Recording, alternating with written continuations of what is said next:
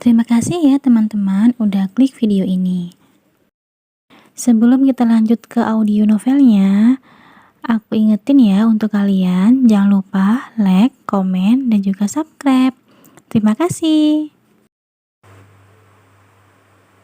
Al, tumben kesini? Aku menoleh dan melihat wanita berperut buncit itu tengah berjalan ke arahku. Wajahnya sangat ceria. Dia tampak baik-baik saja. Apa yang perlu dikhawatirkan dari dirinya? Mama menyuruhku untuk melihat keadaanmu. Kenapa Mama telepon gak diangkat? Mama sangat khawatir di. Sorry. Aku tadi habis check up. Sepulang itu aku langsung istirahat. Sorenya aku senam. Aku lupa kalau ponselku baterainya habis. Sorry ya. Bentar lagi aku telepon Mama sendiri deh. Jangan bikin Mama khawatir di. Iya, sorry Al. Ngomongin masalah check up. Kamu tahu nggak, Al? Tadi aku ketemu siapa? Mata Diana tampak berbinar-binar. Siapa? Tanya aku dengan malas. Melihat Diana baik-baik saja, seperti ini sedikit membuatku kesal. Aku memilih untuk menemui Diana terlebih dahulu, hanya untuk memenuhi permintaan Mama. Ternyata tidak ada hal yang perlu dikhawatirkan dari wanita itu. Al, aku ketemu sama Kansa loh. Kansa? Dia tinggal di sebelah. Aku benar-benar gak nyangka loh. Baru minggu kemarin ketemu di Malang. Hari ini malah ketemu di sini. Jadi tetangga dekat lagi. Kamu kaget kan, Al? Biasa aja, jawabku dengan bosan. Aku penasaran dengan suami Kansa. Kira-kira seperti apa ya? Kenapa bisa beli rumah di sini? Diana tidak memindahkan nada bosanku. Dia tetap antusias. Baik-baik sama dia, Di. Dia sekarang adik iparmu. Hah? Apa? Ngomong apa, Al? Diana memutar bola matanya. Tampak bingung dengan ucapanku. Adik ipar? Apa maksudnya? Tanyanya masih dengan nada bingung. Aku tersenyum kecil. Sepertinya Diana akan menjadi orang pertama yang tahu mengenai pernikahanku dengan Kansa. Kamu penasaran sama suami Kansa kan? Kenalin, aku suami Kansa. Namaku Johan Alexander. Aku mengulurkan tangan, berakting seolah-olah tengah mengajak berkenalan. Diana menatapku dengan pandangan datar. Dia menepis tanganku dengan kuat. Jangan bercanda dong, Al. Aku serius nih. Besok aku mau main-main ke rumah Kansa. Aku senang deh bisa ketemu orang yang ku kenal di lingkungan ini. Aku serius, Di. Diana langsung memutar lehernya dengan cepat. Dia seperti bisa membaca nada serius dalam setiap ucapanku. Diana menatapku lekat-lekat. Aku balas menatapnya. Diana tampak mencari-cari kebohongan di mataku. Tentu saja dia tidak akan pernah menemukannya. Karena aku serius dengan kata-kataku. Diana menutup mulutnya dengan kedua tangannya. Dia memandangku dengan tatapan tidak percaya. Dua bola matanya tampak membulat, menunjukkan keterkejutan yang sangat nyata. Ini gila. Kamu bohong kan, Al? Kamu bercanda kan? Gila. Aku menggelengkan kepalaku untuk menjawab pertanyaannya. Diana semakin menutup mulutnya. Dari raut wajahnya, dia benar-benar tidak percaya. Aku membiarkannya untuk berspekulasi diri. Bagaimana bisa terjadi? Kak, kapan kalian berhubungan lagi? Aku benar-benar gak nyangka, Al. Mata Diana masih melotot. Dia masih belum percaya. Aku hanya menanggapinya dengan tersenyum tipis. Tiba-tiba Diana berteriak dan menghambur ke arahku. Dia menabrak tubuhku dan merangkul bahuku. Entahlah, aku tidak bisa membaca ekspresinya. Aku tidak tahu dia ikut senang melihatku bersama Kansa atau justru sebaliknya. "Al, kamu benar-benar nikah sama Kansa?" tanyanya. "Yup," aku menganggukkan kepalaku. Diana menarik tubuhnya dan menatapku dalam-dalam, mencari setitik kebohongan di wajahku. "Bagaimana perasaanmu, Al? Apa kau mau bahagia? Atau justru sedih? Menurutmu bagaimana, Di? Apa wajah ini wajah sedih?" Diana menatapku lekat-lekat. Senyum merekah tersungging di bibirnya. Matanya tampak berkaca-kaca. "Wajah bahagia, Al. Kamu tampak bahagia. Kamu benar-benar bahagia, Al?" Aku menganggukkan wajahku dengan yakin. Diana sekali lagi merangkul bahuku. "Aku benar-benar ikut bahagia untukmu, Al. Selama ini aku merasa berdosa, tapi sekarang sudah tidak lagi. Melihat kalian kembali bersama membuatku benar-benar bahagia." "Bagaimana kalian bisa bersama? Sejak kapan?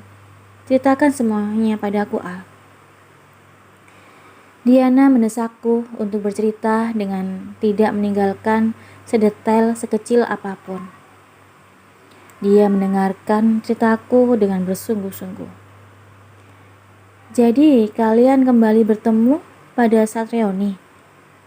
Lalu bagaimana dengan kehamilan Kansa? Anak siapa di perutnya?" "Tentu saja anakku. Anak siapa lagi? Tapi kalian baru bertemu di Malang. Aku lihat kalian sangat canggung waktu itu. Kalau itu anakmu, kapan kalian melakukannya?" Pertanyaan yang konyol, tapi tetap saja aku menjawabnya. Aku kembali menceritakan detailnya. Pertemuan di reuni, malam saat reuni, Kansa yang menghilang, kecelakaan Aaron, dan keterlambatan mencari Kansa. Aku benar-benar merasa bersalah untukmu, Al. Karena Aaron, kamu terlambat mencari Kansa. Maafkan aku dan Arol, Al. Kami menjadi penghalang hubungan kalian. Bukan salah kalian berdua. Ini salahku karena tidak segera mencarinya. Lalu, kapan kalian nikah? Mengapa tidak mengabariku? Apa mama papa tahu hal ini? Aku menggeleng-gelengkan kepala untuk menjawab pertanyaan Diana. Begitu menemukan Kansa, aku langsung menikahinya. Aku takut dia akan pergi lagi. Aku belum memberitahu Mama dan Papa. Kamu tahu kondisinya seperti ini. Tapi kamu harus segera memberitahu keluarga besar, Al. Iya, tunggu sampai kondisi Aaron dan emosi Mama benar-benar stabil. Memberitahu kabar ini ketika keluarga kita tengah ditimpa musibah seperti ini akan semakin menambah beban pikiran Mama, Di. Aku tidak ingin hal itu terjadi. Tunggu saat yang tepat. Diana tampak terdiam. Dia terlihat sedang berpikir. Kemudian dia kembali bertanya, "Bagaimana perasaan Kansa? Apa dia baik-baik saja?" "Maksudnya?" tanya aku dengan bingung. "Apa dia tidak apa-apa kalian menikah tanpa dihadiri keluarga?" Aku terdiam, merenungi pertanyaan Diana dalam-dalam. Aku cukup sedih ketika menemukan garis besarnya. Sepertinya tidak apa-apa. Dia tidak pernah menanyakan keberadaan keluargaku. Mungkin dia lebih senang bila keluargaku tidak mengetahui masalah ini. Apa sih maksudmu, Al? Wanita mana yang tidak senang bila diperkenalkan dengan keluarga suami? Pikiranmu aneh deh. Wanita seperti Kansa. Selama ini Kansa tidak pernah bertanya apapun padaku, terutama masalah keluargaku. Mungkin Kansa tidak ingin berhubungan dengan keluargaku. Kansa juga tidak pernah tanya mengapa kami harus menikah siri. Apa keluarganya sudah memberitahu alasannya? Kalau benar seperti itu, mengapa Kansa tidak menanyakan apapun tentang keluargaku? Aku sangat sungkan untuk bercerita terlebih dulu bila Kansa tidak menanyakannya. Aku takut Kansa akan kembali mengecapku sebagai pria cengeng yang lemah. Aku ingat Kansa tidak menyukai tipe pria seperti itu. Di, aku minta tolong. Minta tolong apa, Al? Berpura-puralah kamu tidak mengetahui pernikahan kami. Bersikaplah biasa saja. Kenapa harus seperti itu? Karena Kansa belum mencintaiku. Mungkin nantinya dia akan malu. Kamu orang pertama yang tahu bahwa kami sudah menikah. Aku merasa bersalah belum memberitahu mama, papa masalah ini. Cukup berpura-puralah kamu tidak tahu mengenai pernikahan kami sampai aku memberitahu keluarga besar. Oke? Nggak oke? Di? Oke. Aneh kamu, Al. Diana tampak cemberut. Aku boleh main-main ke rumah kalian nggak? Aku pengen dekat dengan iparku. Toh kita berdua sama-sama hamil kan? Terserah kamu saja. Bersikaplah biasa saja, Di. Iya sih, cerewet kamu, Al. Bayangin reaksi mama papa ngelihat anak-anaknya buntingin anak orang sebelum nikah. Dasar kalian ini. Diana mengomel. Bila dipikir-pikir, benar juga kata-kata Diana. Bagaimana perasaan mama dan papa bila tahu dua anak mereka menghamili wanita di luar nikah semua? Pasti keduanya akan terkejut.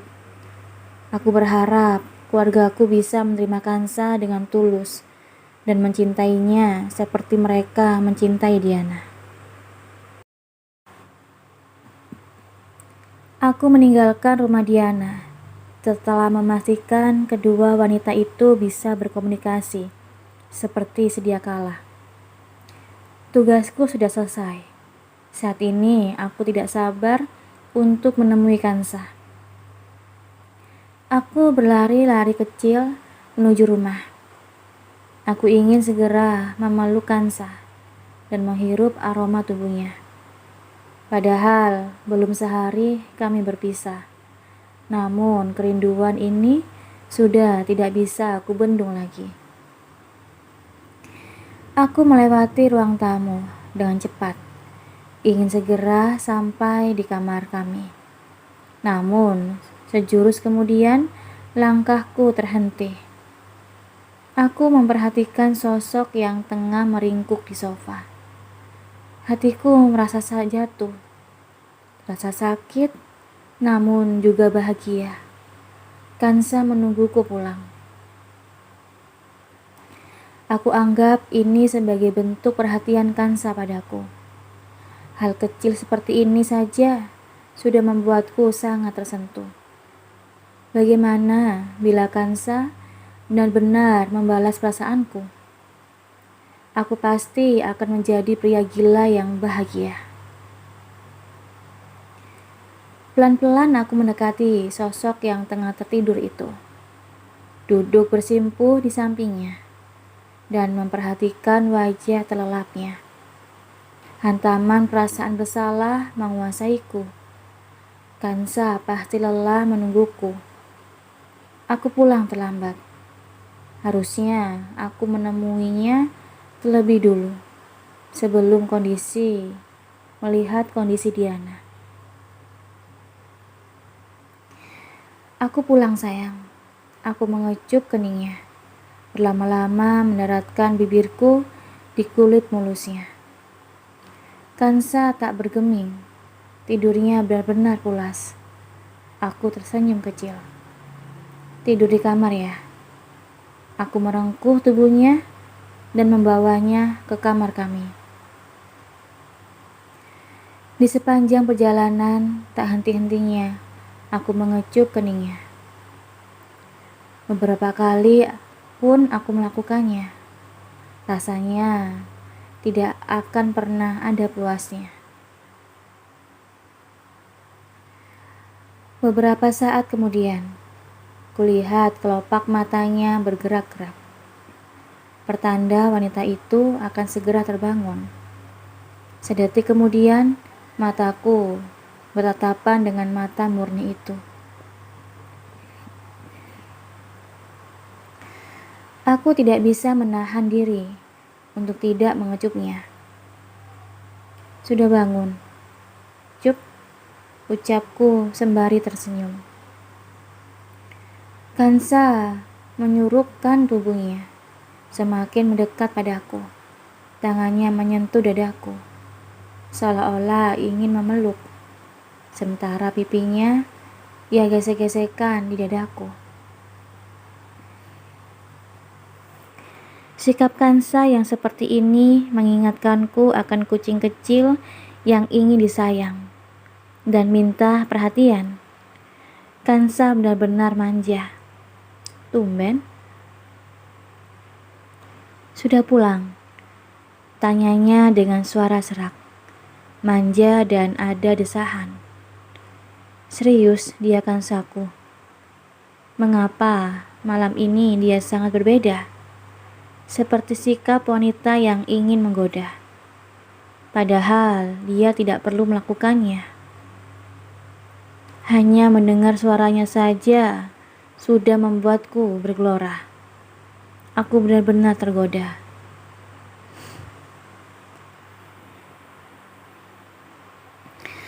Tanpa basa-basi, aku langsung menyegap bibirnya, melumatnya habis-habisan, menyusuri kehangatannya. Tidak ada kelembutan, hanya ciuman menuntut yang butuh pelepasan. Tak disangka, Kansa membalas setiap perlakuanku dengan tidak kalah antusiasnya. Wanita itu bergelayut di leherku, menahan kepalaku agar tidak meninggalkan bibirnya. Kami berciuman dengan sangat panas, saling bertaut, menyisap, menggigit, dan memainkan lidah satu sama lainnya. Gairahku langsung menyala. Aku tidak sabar ingin segera memakannya. Setiap langkah yang membawaku ke kamar terasa sangat jauh. Aku tidak sabar untuk segera membaringkannya di ranjang dan menggeluti tubuhnya. Tangan Kansa mulai berkeliaran, mencari dan berusaha membuka kancing kemejaku satu persatu. Sementara bibir kami masih saling bertahutan. Aku terkejut, namun menikmatinya. Untuk pertama kalinya, Kansa berinisiatif terlebih dahulu. Ini benar-benar kejutan yang menyenangkan. Aku menendang pintu kamar dan menutupnya dengan kaki. Dengan langkah yang panjang, aku menghampiri ranjang dan membaringkan wanitaku dengan lembut. Bibir kami tak pernah berhenti saling bertaut. Aku membantu Kansa yang tampak kesulitan melepas kemeja. Dengan tidak sabar aku menarik bajuku dengan kencang, hingga Kancing-kancing kemeja mulai bertebaran. Aku membuang pakaianku dengan sembarangan. Kemudian aku kembali merengkuhnya dalam pelukan. Menciumnya habis-habisan, seolah-olah tidak akan ada lagi hari esok.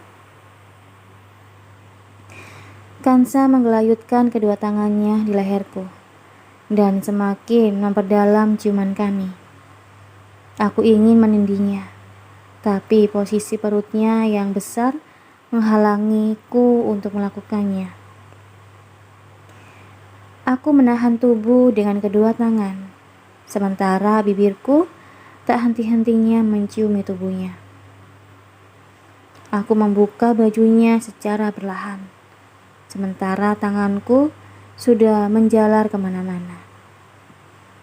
Tidak membiarkan sejengkal pun bagian dari tubuh Kansa lolos dari jamaanku.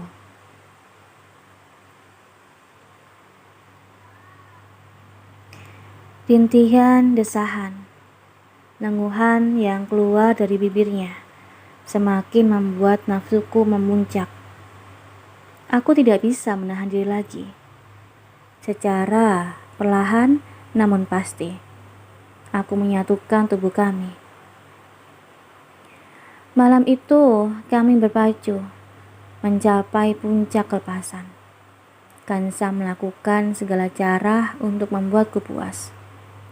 Padahal tanpa dia melakukan apapun, aku selalu puas dengan dirinya. Terlampau puas. Sikapnya yang seperti ini benar-benar kejutan yang menyenangkan. Malam itu, kami melakukannya selama beberapa kali. Begitu selesai, aku langsung menginginkannya lagi. Begitu seterusnya. Aku berhenti ketika kulihat Kansa tampak sangat kelelahan. Wanita itu berusaha untuk mengimbangiku, membuatku puas. Namun tubuhnya sudah mencapai batas. Aku menyudahi permainan kami. Aku memeluk Kansa dengan erat, sembari mengecupnya bertubi-tubi. Kansa sangat manis. Dia menyurupkan kepalanya di dadaku dan membuatku tak kalah erat. Terima kasih sayang, ucapku dengan tulus. Kansa mengangguk-anggukkan kepalanya. Tumben agresif. Aku melakukannya untukmu. Jawaban Kansa semakin membuatku gemas. Aku langsung menghadiahinya dengan ciuman bertubi-tubi, karena Kansa membalas ciumanku. Ia semakin merapatkan tubuhnya. Aku suka sekali dengan bahasa tubuhnya, seolah-olah mengatakan bahwa dia pun membutuhkanku. Mas, apa sayang? Boleh aku minta sesuatu? Boleh. Minta apa? Apapun permintaanmu akan aku penuhi. Kansa tidak pernah meminta apapun padaku. Dari awal wanita itu tidak pernah menuntut ini itu. Mendengarkan ingin meminta sesuatu membuatku antusias. Mas, ya? Boleh aku pulang ke rumah? Rumah? Ini rumahmu sayang. Mau pulang ke rumah mana lagi? Rumah ayah. Dek. Jawaban Kansa membuat jantungku berpacu kencang. Sengatan rasa sakit menggerogoti hatiku. Untuk sesaat aku kesulitan untuk bernafas. Bahkan kata-kata pun susah untuk keluar. Aku menarik nafas dalam-dalam, berusaha menenangkan hati dan pikiranku untuk tidak berpikir buruk. Kansa tidak akan meninggalkanku. Boleh tahu alasannya? Aku kesepian di sini. Aku ingin dekat dengan ayah ibu. Aku ingin melahirkan di kotaku. Ternyata keberadaanku tidak begitu berarti. Kansa masih merasa kesepian. Dia tidak membutuhkanku. Yang dia butuhkan hanya keluarganya. Memikirkan hal itu membuatku kembali sakit hati. Tapi aku tidak boleh membiarkan hal itu terjadi. Aku tetap harus membuat Kansa berada di sampingku.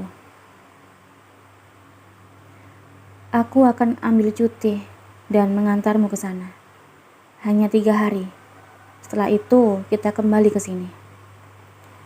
Aku bisa pergi sendiri, Mas. Kamu tidak perlu mengantarku. Kansa, jangan membantaku. Memikirkan Kansa ingin segera pergi seorang diri membuatku tak bisa menahan emosi. Tanpa sadar, aku membentak wanita itu. Apa karena ingin meminta hal ini, Kansa berusaha melayaniku dengan baik, berusaha memuaskan hasratku dan mengimbanginya, untuk merayuku agar mengizinkannya pergi? Tentu saja jawabannya tidak. Aku tidak akan pernah membiarkan Kansa pergi lagi. Aku tidak akan pernah melepas apa yang sudah menjadi milikku. Apalagi bila itu seorang Kansa, wanita berharga, pemilik hidupku. Jangan pernah bermimpi untuk pergi dariku, Kansa, karena aku tidak akan pernah melepasmu. Terima kasih ya udah dengerin audio Eva Family. Dengerin terus ya audio Eva Family di YouTube Eva Family. Sampai jumpa. Bye-bye.